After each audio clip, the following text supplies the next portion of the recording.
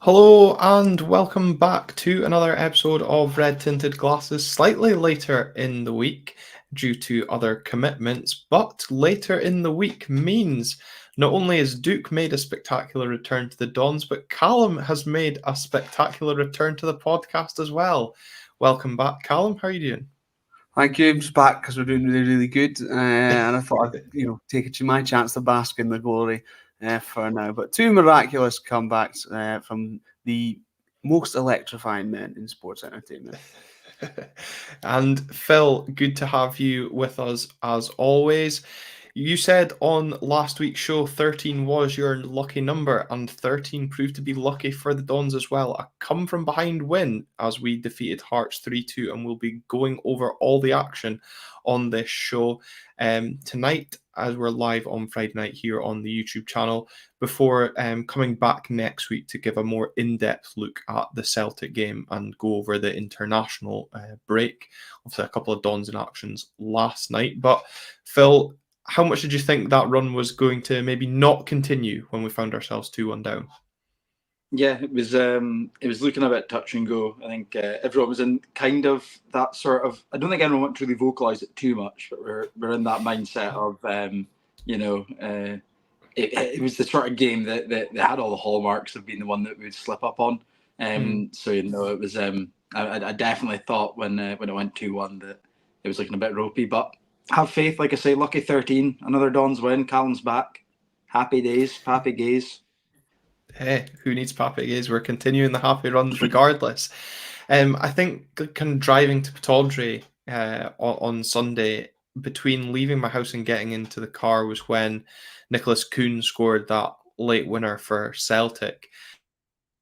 And I thought to myself, you're beginning to get that little bit of excitement as that game kind of extended.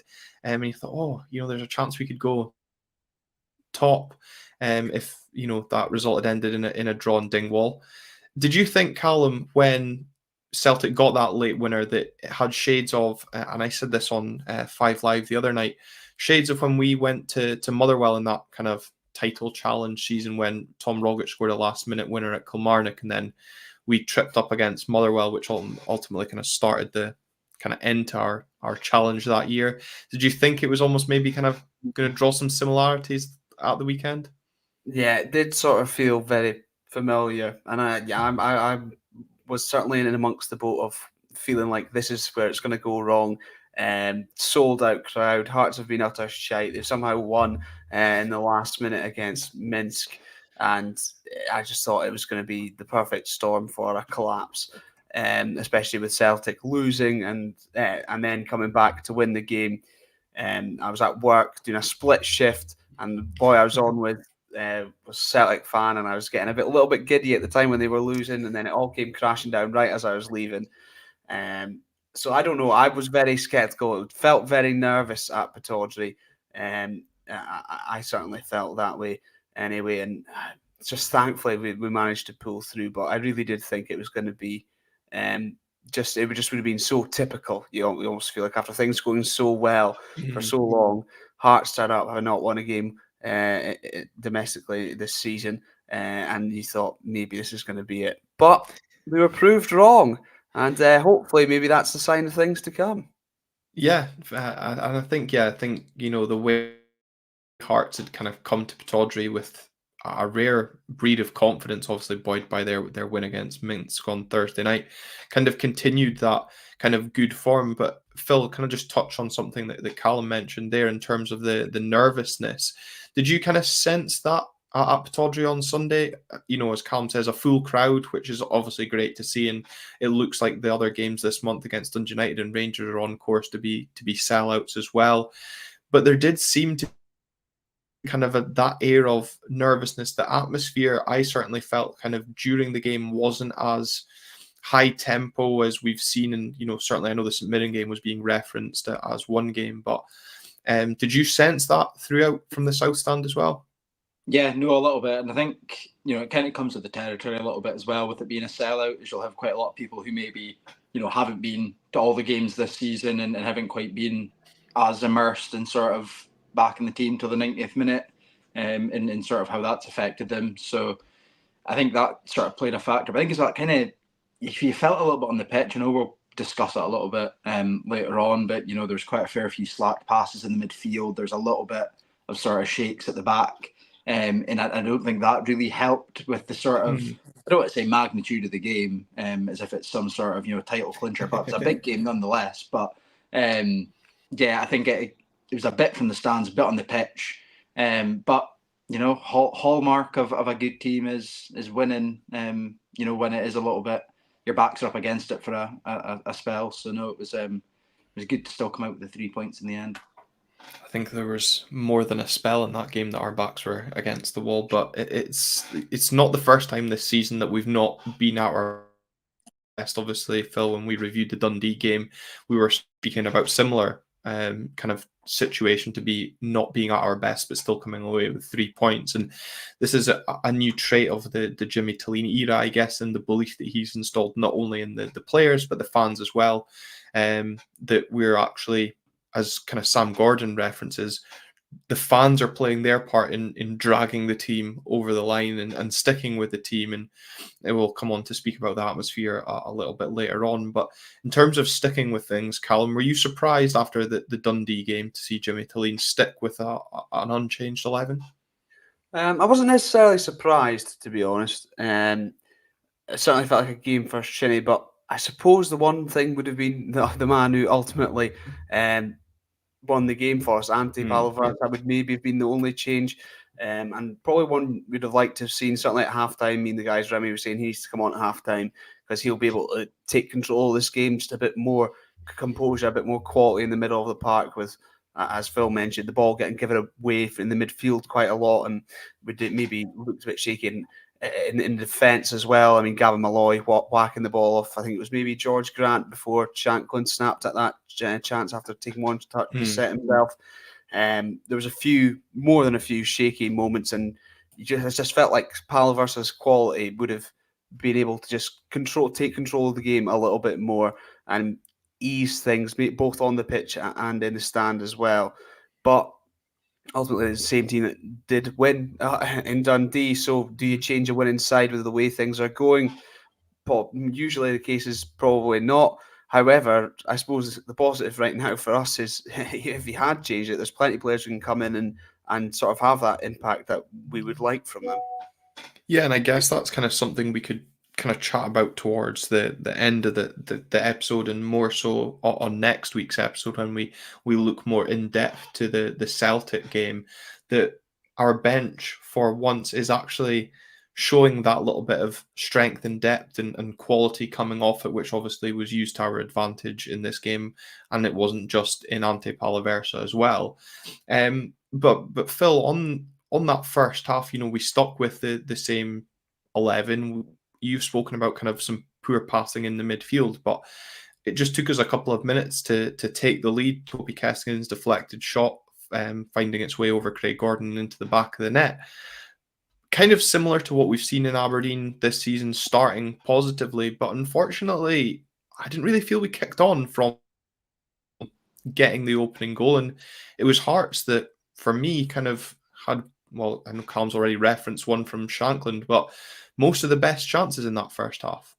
Yeah, it was a weird one because right before the game, I was saying, get an early goal and that'll really sort of get things going. And I think it did the complete opposite and just woke Hearts up.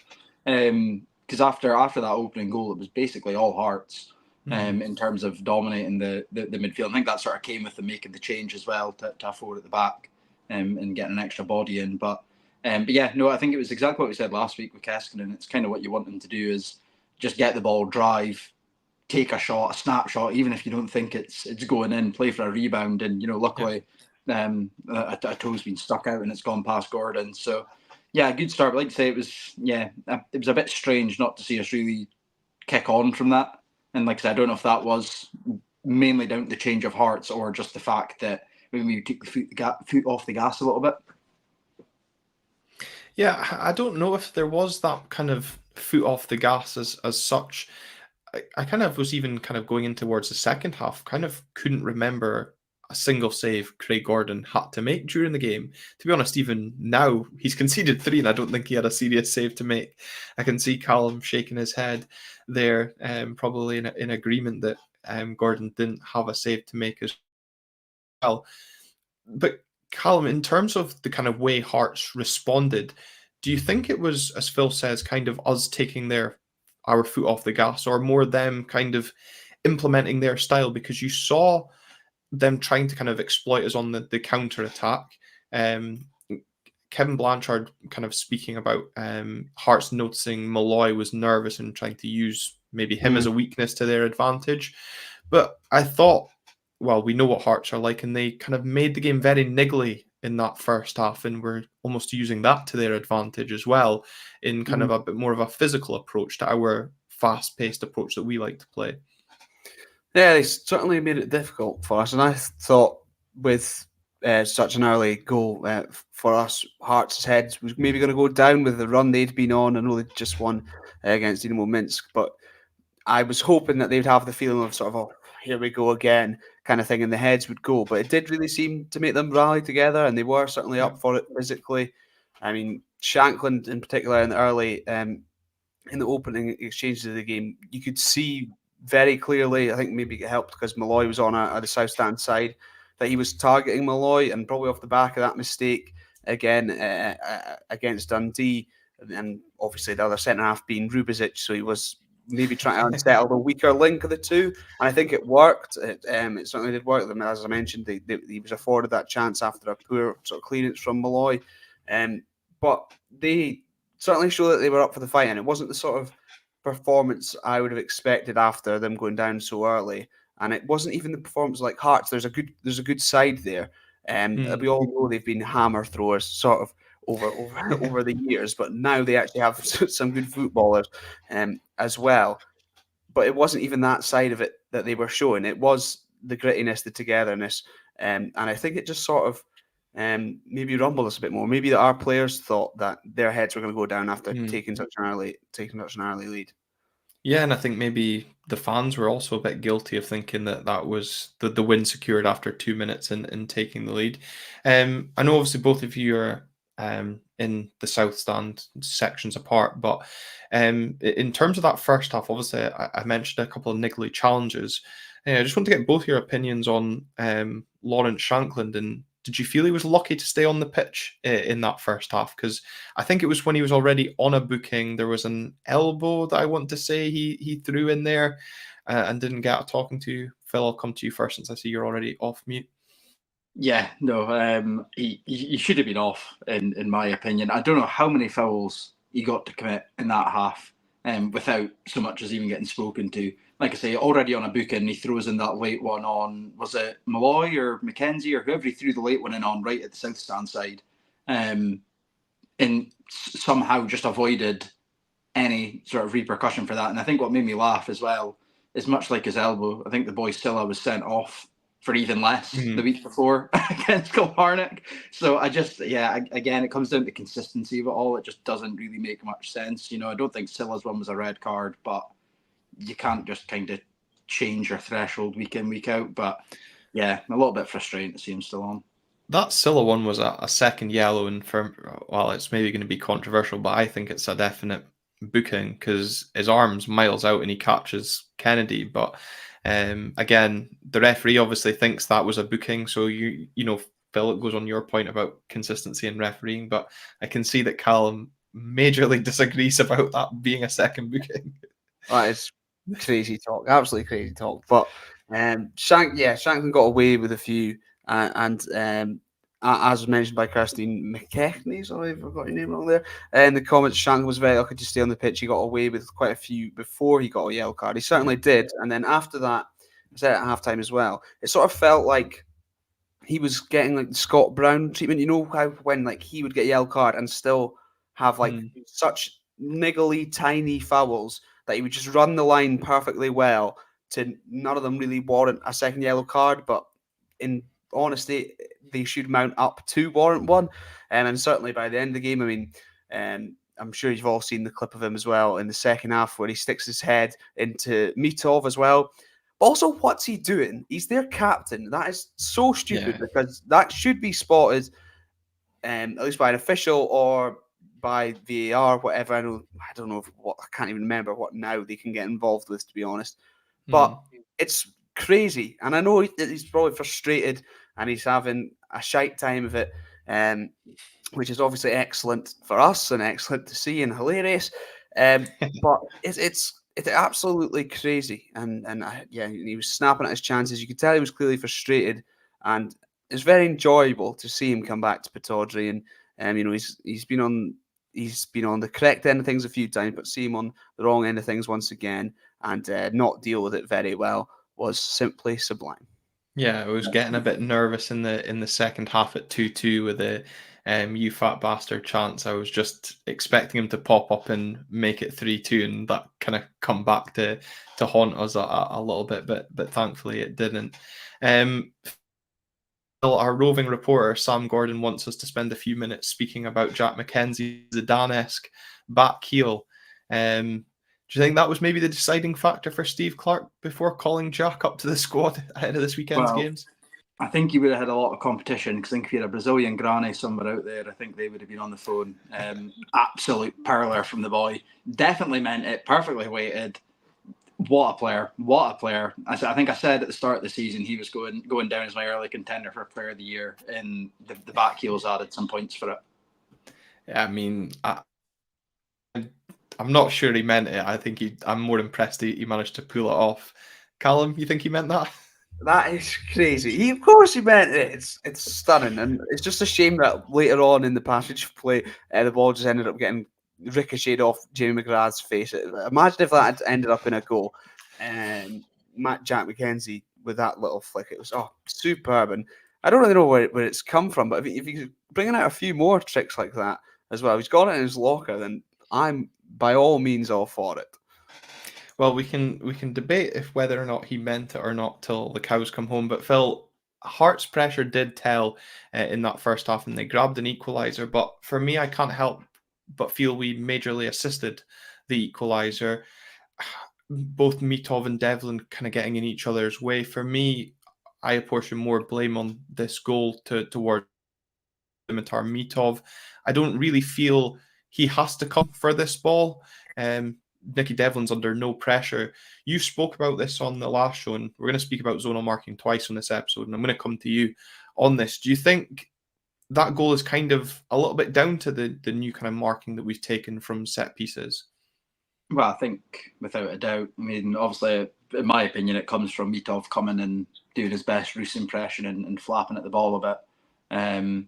But yeah, I think Shankland had all the time to make his mind up to sort of cushion it back to the back post, and Kent was left unmarked. I mean, even as the ball's coming in from the initial corner, I think it's I can't remember who it is now. Is it Nielsen's picking up 3 men in the middle? And it just zonal marking's never been one of my favourite things, and it was a little bit frustrating to concede when we did just before half time, and then to sort of have Shankland giving it the big one to the family section, because really top guy is Lawrence. But yeah, no, I think Mitov more at fault for me. But yeah, zonal marking's just I'll trust Jimmy because have no reason not to, but yeah, just frustrates me a little bit. Calum, Chris May asking if you're okay, obviously, with Football Manager being delayed. Is zonal marking a tactic that you like to use in your Football Manager videos?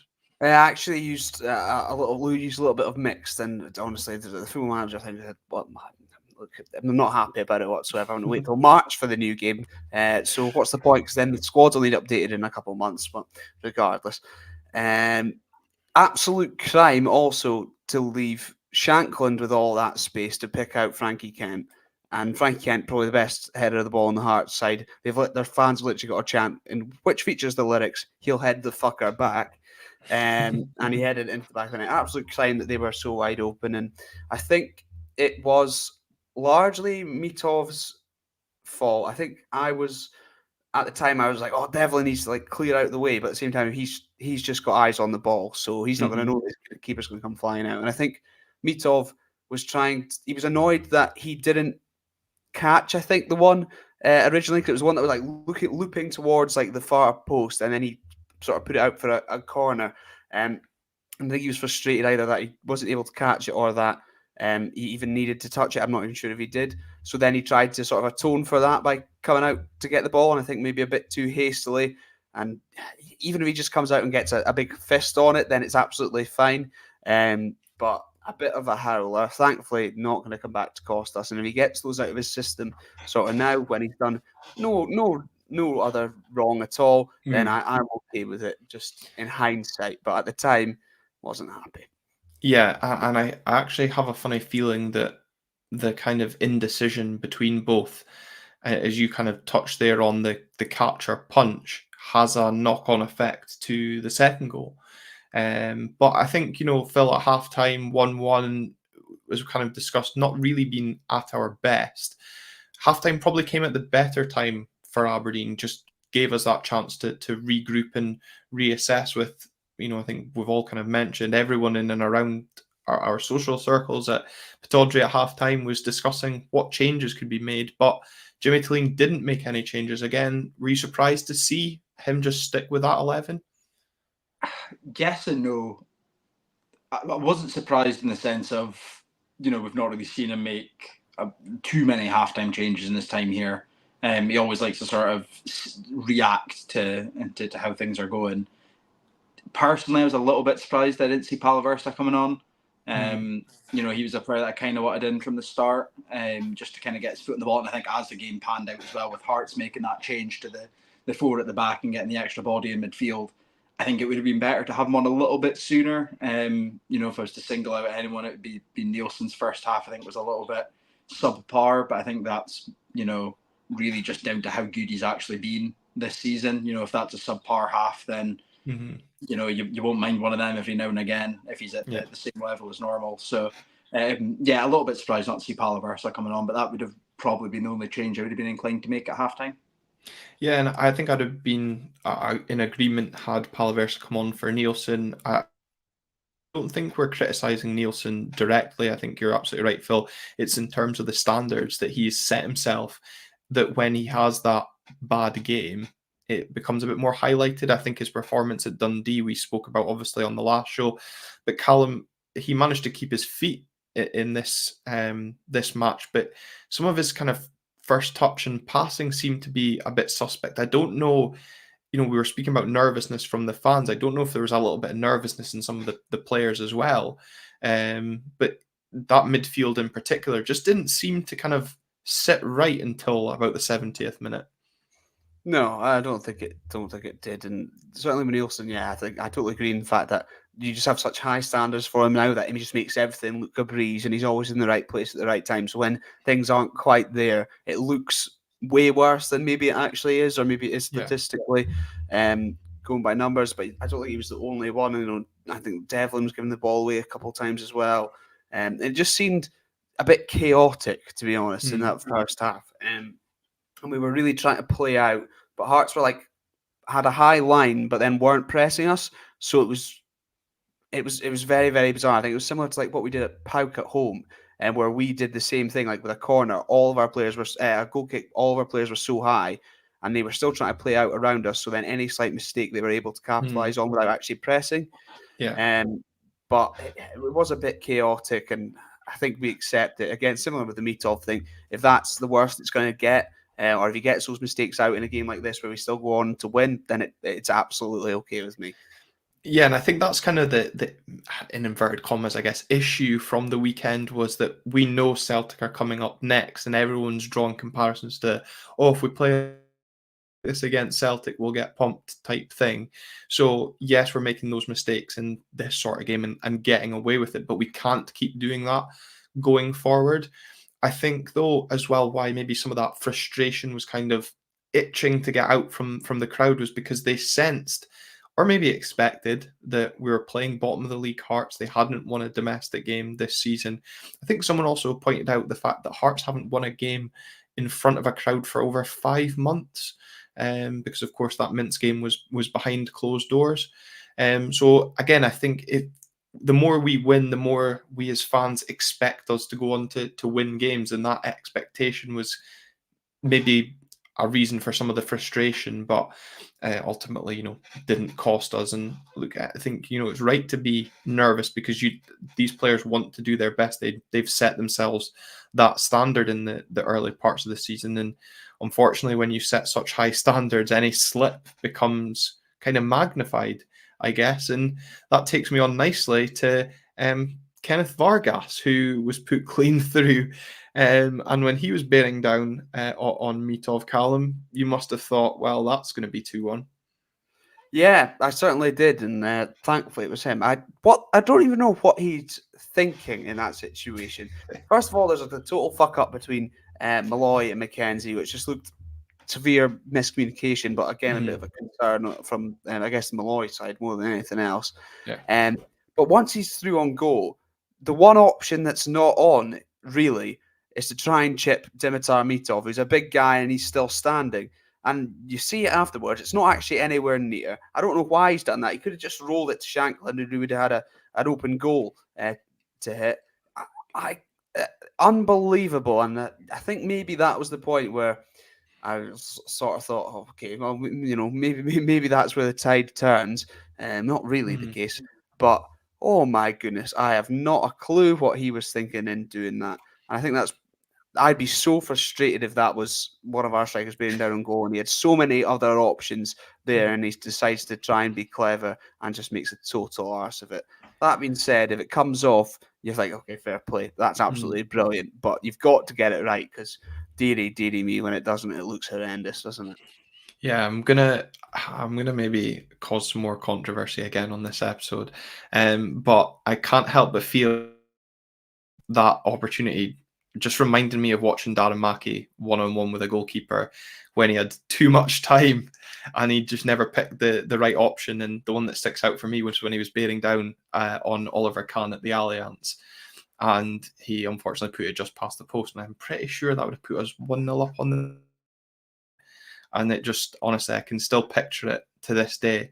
But yeah, that's what it reminded me about. And, Phil, even he could have just opened his body, taken a touch and slotted it either side of Mitov as Callum said.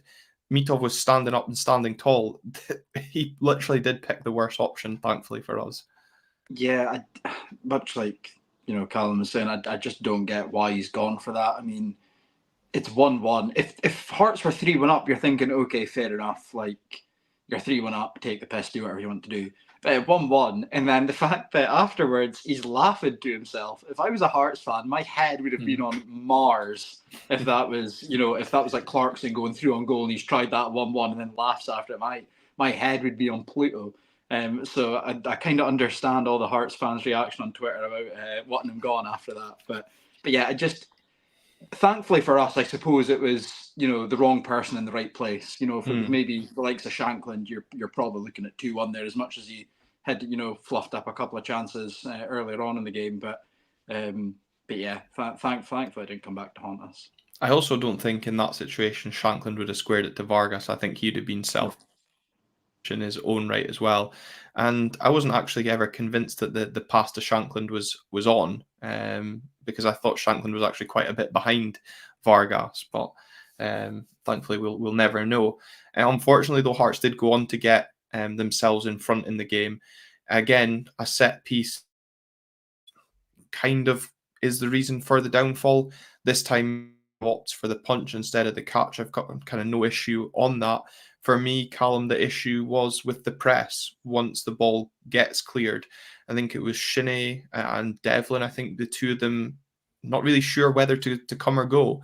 And unfortunately, for someone of Blair Spittle's quality, you can't afford them the space to have a pop from range on goal. And to be honest, you can't take anything away from the finish. It's absolutely superb.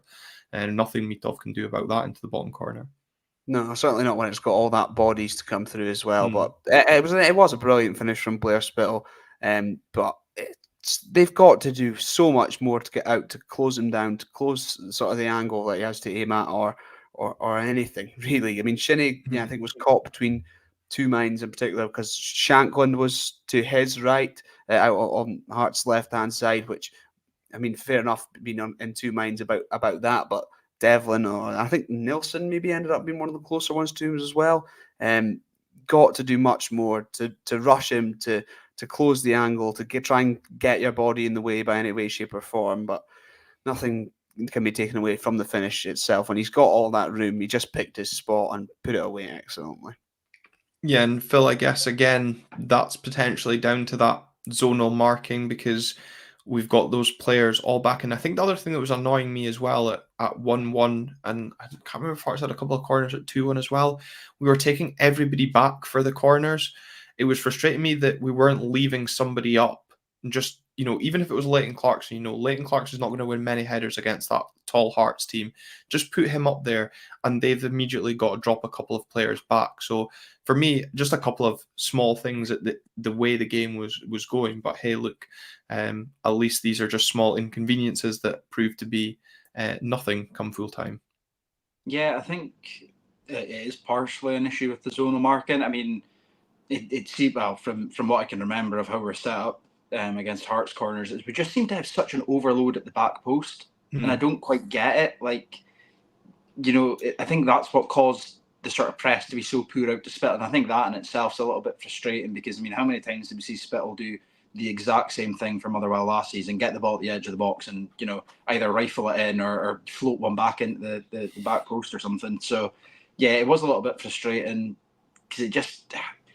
I don't want to say it was a slack goal to concede in the sense of, it was a good strike from Spittle, but it just felt like there was so much more variables within our control that could have been changed, and it would have totally nullified that. But yeah, I think at least we didn't let it get to us too much in the end, which was, I suppose, the main thing. We could have let Hearts really sort of ramp home after that. I think we did a good enough job with the changes we made to sort of stop that from happening. Yeah, and obviously, Phil speaks about the changes that we made. Duke making his long-awaited return to action at Pittodrie after not featuring at Dens. Last week in Ante Palaversa coming on to the midfield, for me, kind of adding that little bit of calming influence that I felt the midfield needed, but also that bit of quality that his passing brings. But somebody mentioned it in the comments earlier, and I know I looked after it for use. Somebody spoke about the game management. John Kilo saying about Jimmy's game plan working to perfection. He knew Hearts would be gone by 65 minutes, so brought on Duke, Shayden Morrison a little bit later on when it became 2-2. But again, do you think there was a little bit of that game management and both the introduction of certainly Duke and Palaversa formally gave us that little bit of boost and gave the Hearts defence a little bit of something different to think about, especially for the Hearts right back, who is a youngster having to come on into the game? Yeah, I think so. I mean, I said it. I've been saying it for a few weeks. Like the last thing a tiring fullback would want with 20 minutes to go is, Shayden Morris blistering pace or Bissowing. And then when it's Duke that's back in, it's even worse because he's got the power as well. In addition to that, and that little bit of just maverick nature to sort of pull things out of nowhere. And I thought he actually came on and really put in a great shift for the team as well, going back the way. And can we talk about the utter nonsense from Michael Stewart as well, saying, "Oh, he looks big." He's literally the leanest we've seen him be, even in the first season when he got fit. Yeah, tell me you don't watch Aberdeen without telling me you don't watch Aberdeen. Absolutely crazy. Absolute nonsense. Looks the fittest he's been, and which is to me a surprise after an extended leave. But he came on with great effect, and Palaversa as well. Like we said, we would have wanted him to start early in the game or come on at half time. But the effect he had on the game and the quality he has, I think technically, just in terms of just being so neat and tidy and like the closest thing we probably have to that top level footballer. And there was a reason, obviously, the price was paid for him before. It's just a weird situation with him because Shinnie and Nelson have been working so well. You've got Clarkson, we know what he can do, and then Palaversa. And then when you add Polvara when he comes back, Jesus Christ, we are an embarrassment of riches in the midfield. But he came on and just showed that class later on with the goal. But he really made a difference, and it's a good problem to have. It's an absolutely great problem to have in that midfield. And John Keel going on to say about Palaversa and Keskinen being too good for the SPL. if Palaversa's too good for the SPL, surely he's too good to be sitting on our bench then. Yeah, no, definitely. I think it's definitely something I would like to. I think we spoke about it last week. I think in my opinion, I think the strongest midfield we've still seen was Palaversa, Nielsen, and Clarkson in terms of being, in my opinion, the most balanced for the majority of games. But yeah, Duke as well. I mean, I think what impressed me most about Duke was just how sharp he looked, despite not playing any competitive minutes. Like he just seemed to fit in so seamlessly. And his close control, I think, was unbelievably good. I mean, the amount of times he got in tight spaces, and the ball just seemed to stick to him. Yeah, unbelievable. And you know, it's good to have him back, especially after Parkhead being out for 14 weeks. So it'll be nice to have a good strong attacking option going forward. And I think as well, when you look at the winner and the role he played in the winner, I think last season he would have probably gone to ground when he's bustling past the Hearts defender, but he's gone back to season 1 edition and used his strength and stayed on his feet and pulled the ball back, which is great to see. And obviously at that time for the winner, we had Shaden Morris, who again was causing havoc to a tiring Hearts defence. But the second goal, I'm pretty sure it was Duke that won the foul in the build-up. I don't know if either of you saw it. I think you have to be supersonic to see it. All of us wearing glasses for this episode as well. So surprisingly, Specsavers not sponsoring it. But Callum, did you see the ball moving? I did mention at the time, I thought it was rolling, but then the fact it wasn't stopped, I was like, oh, it mustn't have been. Surely not.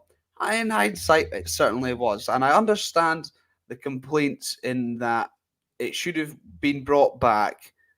However, it wouldn't, had the ball been still, it wouldn't have prevented what was the inevitable anyway. It wouldn't have stopped that. But had they then brought it back, then maybe things would have been different. But also, it's about time we started getting the rubber of the green with these things, isn't it? And you know, when you're this good, you create your own luck. I like to believe. So it's funny, really, isn't it? That's all we can really say. It's funny. But I mean, last season, you're absolutely right, Calum, in terms of creating your own luck. This was the sort of thing that was going against us, or certainly felt like it was going against us on a weekly basis. So it's totally refreshing to kind of be on the beneficiary of it. But Phil, I don't know if you saw the ball moving as well, but for me, the biggest surprise when I watched it back on Sports Scene, I didn't actually realise just how far out Nicky Devlin had shot from. For some reason, I thought, again, the kind of depth perception of being in the red shed and where I stand, I actually thought he was in the box. I was like, wow, what a goal that is. And Gemma was like, were you not at the game? Just, total didn't kind of appreciate what a good strike it was. Although, again, if I was a Hearts fan, I'd probably be disappointed at my goalkeeper for not keeping that out. Yeah, no, I think I was kind of surprised. I wasn't sure if VAR could go back and do anything. I was almost just waiting for it to go back and chop the goal off for whatever reason in typical SFA versus Aberdeen fashion. But especially but yeah, I mean, the like beating being the ref. Exactly, I know. Just to add to more of the conspiracy, but no, like I say, I mean, at first when I saw Devlin's goal, I thought surely it's taken a touch off somebody and gone in. I thought there's no way that he's just arrowed it on some weird side-footed volley from the edge of the box. But yeah, no, what a finish! I think it made it even sweeter that it was 2 minutes post Lawrence Shankland running past the south stand screaming "inject it," only to then never look at the south stand again for the remainder of the game and post game. So that was also rather pleasant. Yeah, and also, Callum, a nice way for Nicky Devlin to round off what had been a good kind of 48 hours, earning himself a call up to the Scotland squad as well. Me and Phil were on here probably 2 or 3 weeks ago, Phil it was, speaking about Stevie Christie's comments, wanting both Nicky Devlin and Jack McKenzie to be called up to the Scotland squad. We said Andy Robertson, Jack McKenzie, couldn't see certainly Jack getting a call up, but God, shows how much we know, Phil. But Callum, fully deserved for both our fullbacks, I guess. Yeah, certainly. I think in terms of Nicky Devlin, you can simply look at it as he's playing every week in a team that's not lost the game, and we are limited at right back, so he must be a shoo-in. But it's also a really nice story. A guy that had worked his way up through the leagues, then to Livingston in the Premiership, and you maybe thought that's the type of level he'll get, but then the way he performed there earns him the move to Aberdeen. And okay, we weren't fantastic last season, but his performances this season have been brilliant. And also, let's not forget, he played just about every week. He played nearly every minute, last season, and that was a lot of football. And just the way he applies himself in every single game, it's absolutely brilliant. And honestly, the way he took the goal as well was incredible. The reaction time to get that directed, even goalwards, let alone right into the bottom corner, was superb. And on Jack McKenzie as well, he deserves it. He's come through here. He's had critics, rightly or wrongly, and he really seems to be coming onto the game and finding that consistency, both going forward and defensively. And I'm very, very happy. It's like when Andy Considine got the call up. I just feel rather proud. It's just quite nice, isn't it? And whether either of them end up getting a cap, I don't know. Perhaps Nicky Devlin more likely of the two in this international break. But for them to be involved in the experience that they get from going and training with, the likes of Scott McTominay and things in that squad as well is just brilliant and can only do us good as well, Aberdeen. Yeah, I think you're right in terms of opportunities in this particular international break favour Nicky Devlin, and I would certainly love to see him, get a debut, as you say, would cap off a wonderful story for him on a personal level, especially after being over in Germany watching the team in the summer, from going to watch them to less than 6 months later lining up alongside them. In terms of Jack McKenzie, I think Calum, you're absolutely right.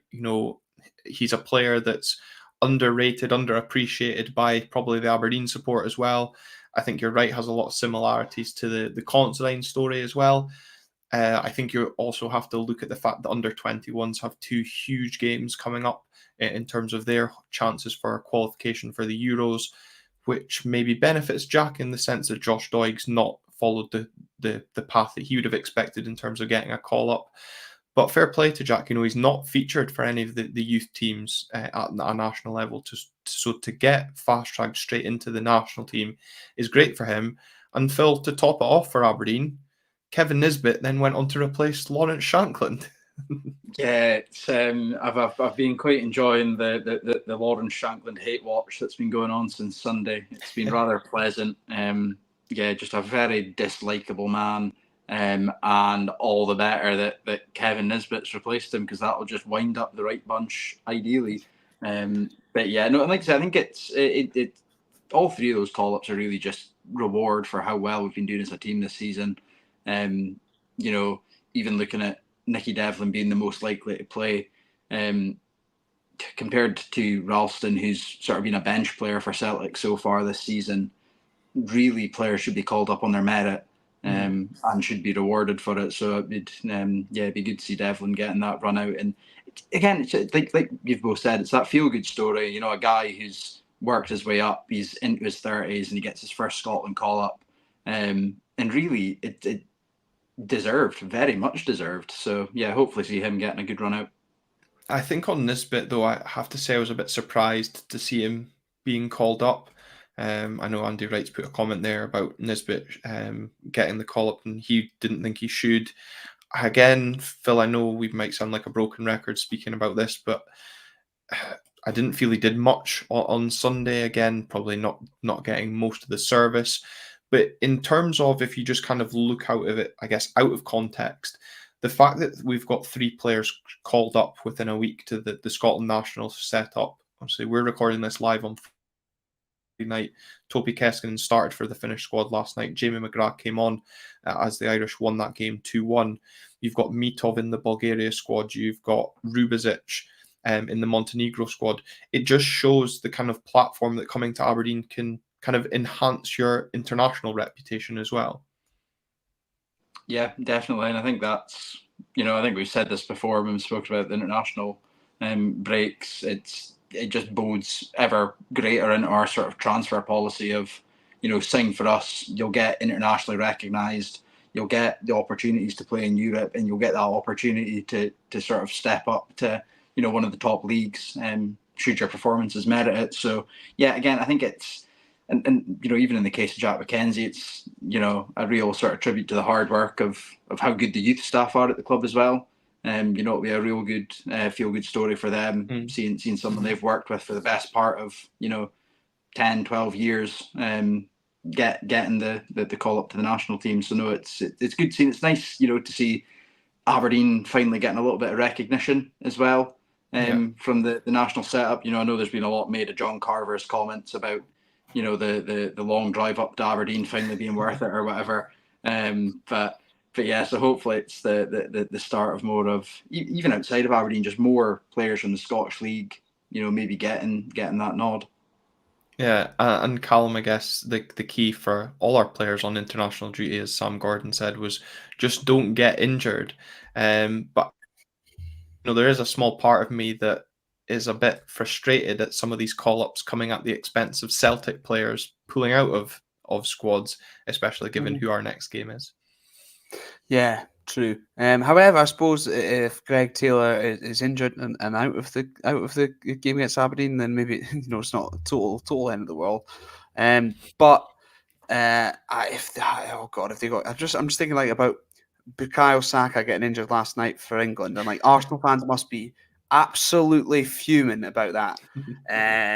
In a Nations League B game, and if something like that would happen when we've got our own title charge here that on our minds, and we were to lose out on Nicky Devlin or Jack McKenzie or Kevin Nisbet, it would be I would not be happy, especially since it's a game on YouTube. That tells you how much it matters. Yeah, good to see it's taken you 45 minutes of your return to the podcast to mention the title charge. That levels of optimism still instilled in you fully. If we get back to the game that we were reviewing, because I know we could get distracted by the Scotland squad ahead of this weekend, the equaliser led to George Grant getting booked for dissent, protesting about the ball moving. He, as Lawrence Shankland said in an interview through the week, forgot that he'd been booked. But I think, coaching staff and fans alike would be raging at a player who's on a booking, forget or not, to kind of make a silly challenge on Duke like that. Really in the middle of the pitch, Callum, yes, he's going to go down to the byline, but he's not kind of in that dangerous area. And that was the real turning point for the game, that red card. Yeah, I mean, you've got to trust, even though he's going behind you, you've got to trust the rest of your team there when you're on a yellow card. And okay, whatever, he forgot. I didn't even know he'd been booked and finished, so I was very, very confused. I thought initially that John Beaton had got him and Jan Danda confused. So it was totally bizarre. I was totally not had a clue what was going on, and I was sober. So imagine some of the drunk lads there. Who knows? Yeah, there was a few folk behind me that didn't even, like yourself, didn't know they'd been booked. No, but very, very silly from him, and it's a few instances he's had where he's done something very stupid. In fact, has he been sent off tawdry before? Or am I making that up? I'm not even sure. But God, you must be so frustrated as a Hearts fan. How is your luck right now? But fabulous from Duke. Good control, good to get by him, and ultimately getting him sent off, which I guess turns the tide really in that game a bit. It allowed us a bit more control of the game anyway. And Phil, it also kind of turned the tide of the atmosphere as well, because obviously coupled with the fact that we'd got the game back to 2-2 as well, there seemed to be a real belief amongst the fans that we could go on to get the winner. Did you feel once the red card was produced, there was only going to be one winner from the game? Quietly, yes. I wasn't too Not vocal shouting from the rooftops like Calum. No, I didn't want to be too much of a jinx after potentially jinxing it by saying we were going to win 13 last week. So yeah, no, I think part of that probably helped again with the changes. I think having somebody like Palaversa in the midfield where he's got even more gaps to pick out is just it's like Christmas Day for him. Having all that extra time and space. So yeah, no, I think you seen it on the pitch as well. I mean, Shinnie was kind of back to his own sort of riling everybody up. Folk were, getting in Hearts players' heads, getting in the ref's face, doing everything they could do. So I think that was a big boost. But yeah, I'm just happy that George Grant did the most Hearts thing possible and somehow forget he's on a booking. I still don't quite understand that. But yeah, no, definitely did turn the tide a good bit into there only being one winner. Yeah, and almost kind of felt or questioned whether it was going to be our day, Callum, Esther Sokler was introduced, and Esther Sokler, a man who's not been having much luck in front of goal, it must be said. And Frankie Kent's face got in the way, not once but twice, to stop what felt like certain goals. And then, well, will we call it a dummy for the winner from Esther Sokler? Yeah, we'll give him the benefit of the doubt, shall we? He certainly meant that. It was, you know what? He was occupying a good space. We'll give him that credit. He was occupying a good space. A lot of the Hearts defence seemed focused on Esther Sokler. It was a swing and a miss, unfortunately for him, but fortunately for us, it didn't. It didn't. It still paid off. So it was, I don't know, but I thought he really actually came on and for good effect in the game, as you mentioned. He had a couple of chances blocked by the big pass of Frankie Kent. And I thought he looked like a real handful, and someone like him with his sort of pace and movement against a tiring then 10-men Hearts was a good substitution. But no, he didn't mean it, but thank goodness he did do so, because the bedlam that ensued was absolutely fantastic and very, very good for Palaversa as well. After he struggled with injuries, to come on in a game like that where it's a full house to grab the winner, superb. Delighted for him, and with the Reds go marching on. Yeah, and Phil, the composure that Palaversa shows to, stay calm in that situation, and well, he really rifles it into the roof of the net. But watching it back, it was almost like he knew that's where he was going to place it. It wasn't just a hit and hope it doesn't hit a defender or find Craig Gordon. But as Callum says, from the nervousness that was maybe sweeping around Pataudry in the first half, sheer jubilation followed. Yeah, no, it was very Hedges-esque from Anthony Palaversa from the last 3-2 game against Hearts. So yeah, no, honestly, like, again, I'm going to keep on coming back to Palaversa. Just the calming factor he brought as soon as he came on, I think was just unmatched. Just every time he's on the ball, you just know there's not going to be a mistake. It's either finding somebody or he's just keeping a hold of it and just shrugging off what felt like the entire Hearts team at points. But yeah, no, complete bounce. It was probably better for Calum, a block over from me at the fence. But yeah, no, what a way to end it. Another last gasp winner from the Dons, and yeah, superb.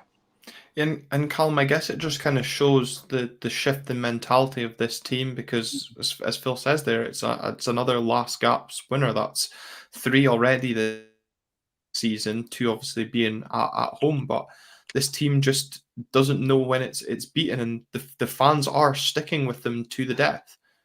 Certainly, and as you say, not only coming from behind, late on winning the game, coming from behind as well. I mean, that doesn't feel like a very Aberdeen thing to do, really. I feel like in the past few years, I couldn't really think of one occasion where that's happened. And it was just jubilant scenes, and the togetherness, and then all 4 fans chanting Aberdeen, ole, ole, ole, in the video Aberdeen posted afterwards of the South Stand and then Stand Free. Excellent. I've watched that so many times, and it just felt so good walking out of there with 3 points, with the kind of game it was. I think it made it even better, to be honest. And just the relief was incredible. But Antti Palaversa, the coolest man on the park at that moment in time. I don't know how he kept his cool. Yeah, I think you're absolutely right in terms of capturing the emotion there, a mixture of relief, jubilation, excitement, and every emotion that a football fan goes through normally in 90 minutes. And just that feel-good factor. Phil, have you heard a noise or seen scenes like that at Pataudry for a domestic game? Yeah, I was just kind of almost standing in awe, singing along to Aberdeen Ole, watching the South Stand rise, and then the lower deck. It was... Yeah. Sorry, hold on. And the main stand were getting involved as well. I don't know if any of you saw that. Yeah, I think that was exactly what I was going to say, Calum. It's just the fact that I don't think I've ever seen all 4 stands giving it the big one like that. I mean, like I said, we've had some great roars, any of the sort of games against Rangers, even the recent ones with the Scales goal or Madson's free kick or, Quinn's winner against Celtic, you get some good roars, but it never quite encompasses the entirety of the attendance. So yeah, that was something that was it's actually quite special to see as well, because I think even looking up at the family stand in the Dick Donald, and you're thinking there's a good handful of kids there that are now probably going to be Dons for life because of this. So yeah, no, it was really good to see, and it's everything, like you said, it's everything you want as a football fan. So yeah, more of that, please. Maybe with less of the nail biting, but the same level of atmosphere would be quite tidy. But I've got nubs as is. I can't afford to nibble them down any further. But it's funny you say that, Phil, about again the weekend and kind of in capturing the imagination of the younger generations of fans. I actually got pulled aside at school drop off this week, because Rory was singing "The Dons Are Fucking Magic" at after school club, and I was like, "Well, he's not wrong, So, what do you want me to do about that? I can't say he's wrong." So yeah, he's spending most of his evenings going to bed singing Aberdeen Ole or variations of Aberdeen songs, and he's quite upset there's no Aberdeen game this weekend. How often the international break, this is already the second one, but Calum, we've been speaking about it, how going back to Aberdeen games is now exciting again, and the international breaks being a frustration, but the main stand was standing up, all four stands. It really does feel like the city as a whole is turning and getting behind this club, exactly what the manager was after. Yeah, certainly. How many quotes have we seen, or the emails even from Jimmy Talen, apparently, talking about the city and the whole place sort of buying into it. And I think we are starting to see that. And to be honest, Glenn, I don't think there's any better summary than that from Rory. Superb parenting, one must say. And I think that honestly perfectly sums it up. He's correct, and I feel like it's really we're starting to build something here. And I know I mentioned it earlier about a title charge. Try not to get too carried away, but it's really difficult when everyone's buying in like this, and it feels special. It does. Yeah, no, totally, and it is just so exciting, and yeah, let's just hope that that continues. Obviously, we've got that tough game against Celtic coming up after the international break, but we'll leave that there for this weekend, and we'll capture the kind of build up to that next week, and obviously round up the international games as well. So, Callum, great to have you back, and great to see that the optimism still beaming from you. Thank you. Great to be back. And yeah, hopefully more of the same from the Dons, and hopefully I'll be more regular of a feature. Yes, and we'll liaise after we come off this to schedule next week's show. So if you follow us on Twitter at RTG_podcast, you'll find out the details for next week's live as well. We'll make sure we don't schedule it for Wednesday, of course. I think there's an upcoming the youth team, or maybe a week on Wednesday. So we'll avoid that date to ensure that the young Dons can get a good crowd as well. But Phil, thank you for your help as well as ever. So, and thank you as well for your Friday night attention. To those joining us live on YouTube as well, remember to like the video, subscribe if you're new to the channel as well. Till next time, we'll see you then.